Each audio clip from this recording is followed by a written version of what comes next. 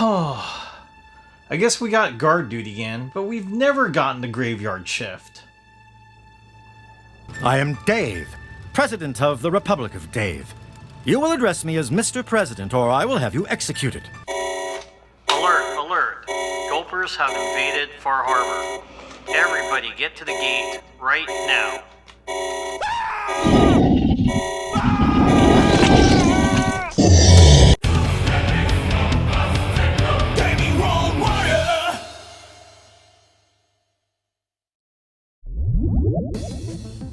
Like millions of other people, I've really been enjoying the Fallout series on Amazon Prime. It has a perfect blend of action, drama, and comedy, and seeing the wasteland in live action has been really awesome. More importantly though, the show just feels like Fallout in a way that many video game adaptations fail to accomplish, which has resulted in it pleasing old Fallout fans and creating tons of new ones as well. In fact, it feels so much like Fallout that it made me want to jump back into Fallout 4 to wrap up the story DLC I never finished back in the day, Far Harbor. Whether you experienced Far Harbor for yourself or not, join me now as we take a look at the awesome DLC from all angles of this episode of the Gaming Road Warrior documentary. GRW, you fart knocker. Quit walking in front of the camera. Alright, I'll fix this. Fallout 4 was released on November 10th, 2015.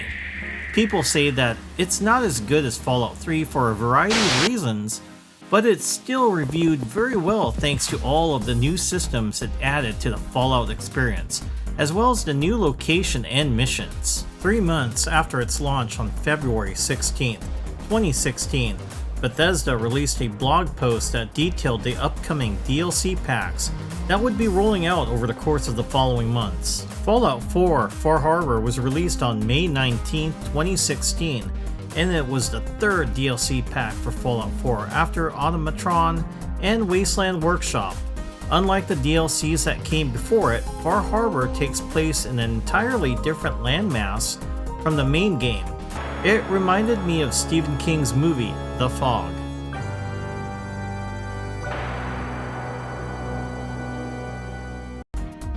The new location, referred to as the Island of Mount Desert Island, is also the largest landmass Bethesda has ever created for a DLC, at least until they make something new for Starfield, if they ever get around to doing that. Far Harbor isn't just expansive in its setting, it's also packed full of new stories, characters, and choices to make, all of which were created by an extremely talented team of developers.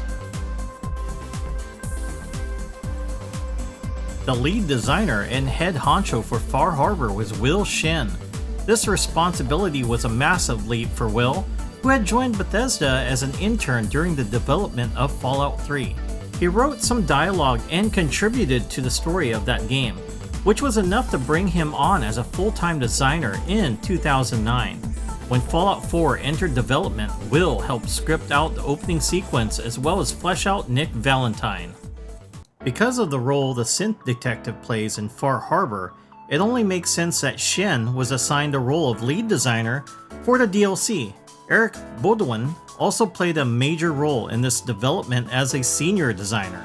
Before the DLC's release, Todd Howard stated that the dev team focused on improving the base game's dialogue system as a result of all the feedback they received in the weeks after launch. Players wanted more freedom of choice.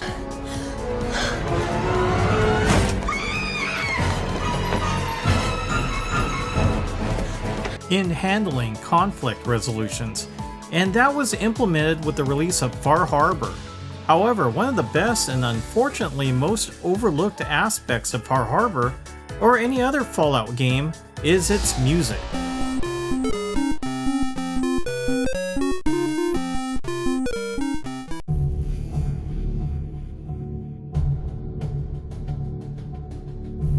The incredible tone-setting soundtrack for Fallout 3, New Vegas, 4, and all of its DLCs as well as 80 other iconic games were created by one composer, Inan Zur.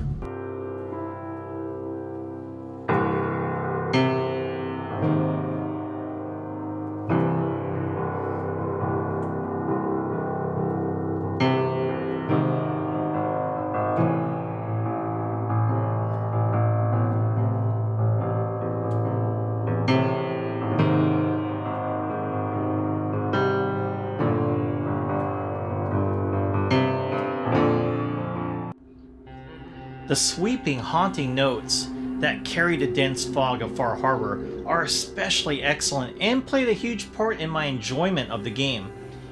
Even when I wasn't actively engaged in listening to the score, I still felt something: fear, uncertainty, dread, whatever a particular track was designed to make us feel.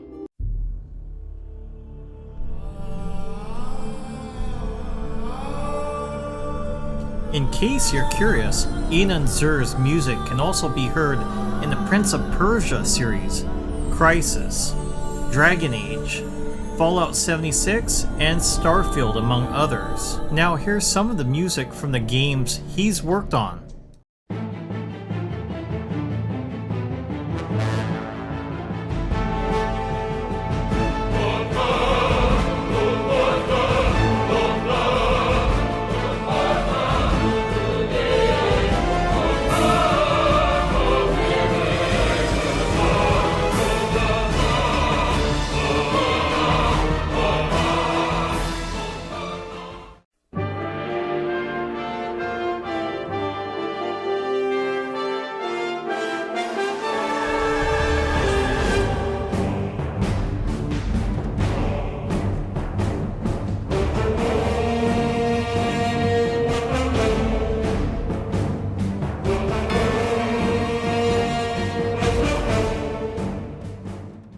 And now, let's get into the meat of Far Harbor, the story.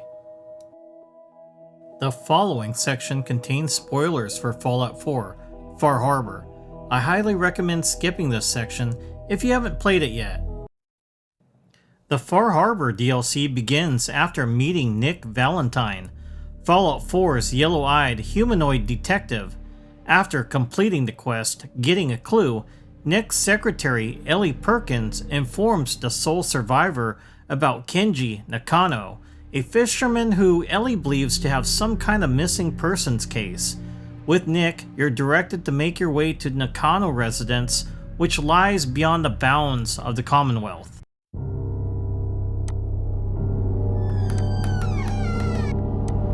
Wait a minute, this is not the Nakano residence. This is the Resident Evil residence.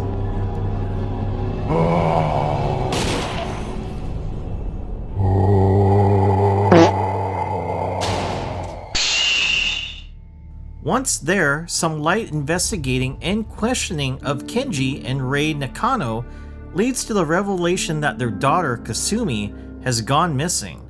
Poking around the house results in finding holotapes that reveal Kasumi has come to the conclusion that she herself is a synth that has been placed in the Commonwealth to replace the real Kasumi.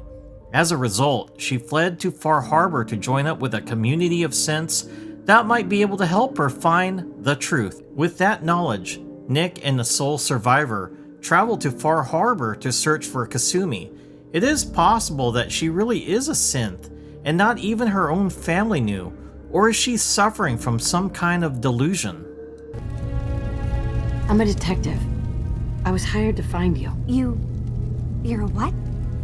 You came all this way. I'll be back. For me? You left without telling your folks why. You must have known they'd be worried. Look, my mom and dad,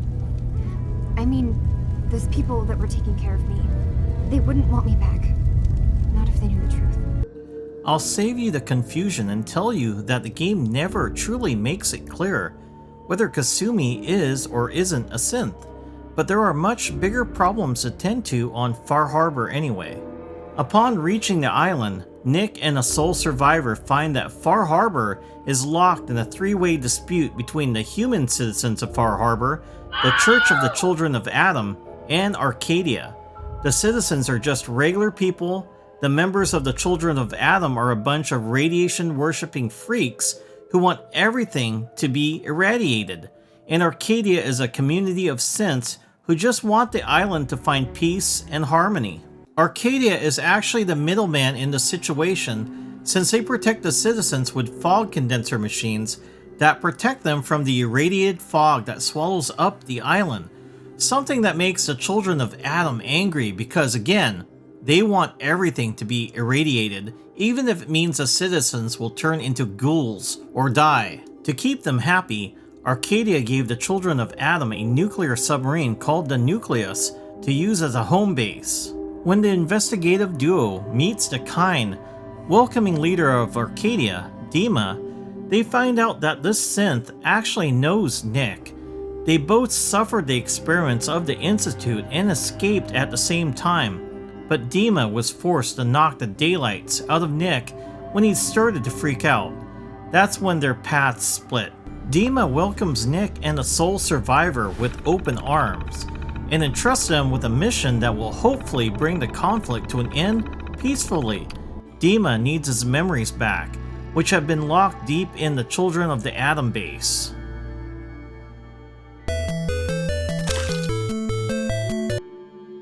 You look nice. I've always wondered what Dima had stored in his memories. I guess he's got a thing for Cortana. Avery. And now you see what we're up against.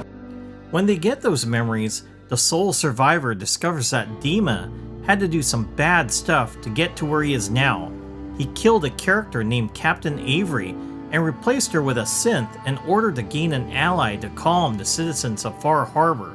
He created a contingency plan that would shut off the power to the island and kill all of the humans, and he has the detonation key for the nuclear submarine, which he intended to use. Wolf, never judge a book by its cover, am I right?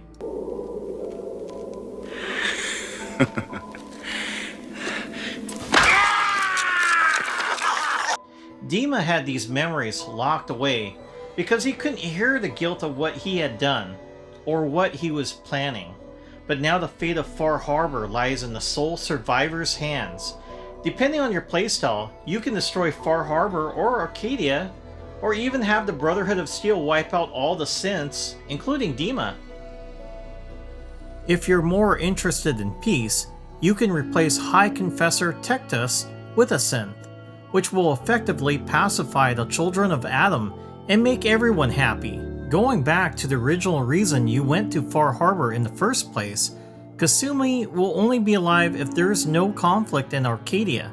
If she lives, you can convince her to go back to live with her family, although it's impossible to make her believe that she's not a synth, which can cause some issues with her dad. Will Smith said it best. There's no need to argue, parents just don't understand.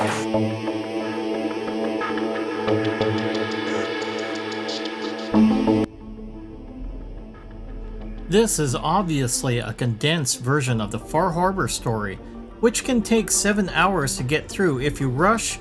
Hey, Cobra Commander, what are you doing there? What is the meaning of this? No, you shut up, you tallywhacker. Or closer to 30 if you want to see and do everything. And now, just for fun, here are some of my favorite monsters in the DLC, because they are some messed up ones. I am Dave, President of the Republic. Gulper. This one doesn't look as cool as he does in the show, but boy is it scary when it runs up and chomps on you.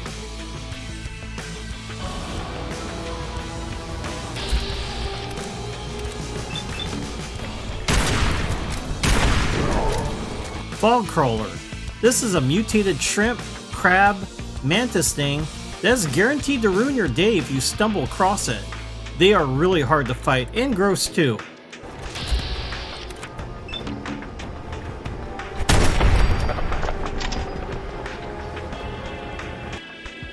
Angler. An overgrown mutated anglerfish with arms and legs and a powerful hunger for former vault dwellers.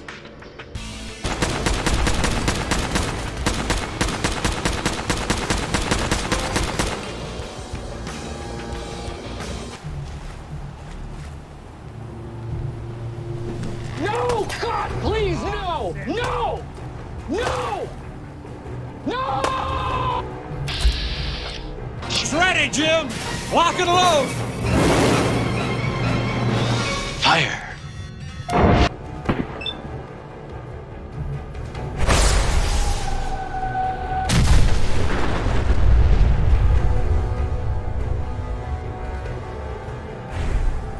Hermit Crab. These are basically just scarier looking mirelurks in concept, but they're way tougher and way bigger. They all use busted cars as their shells.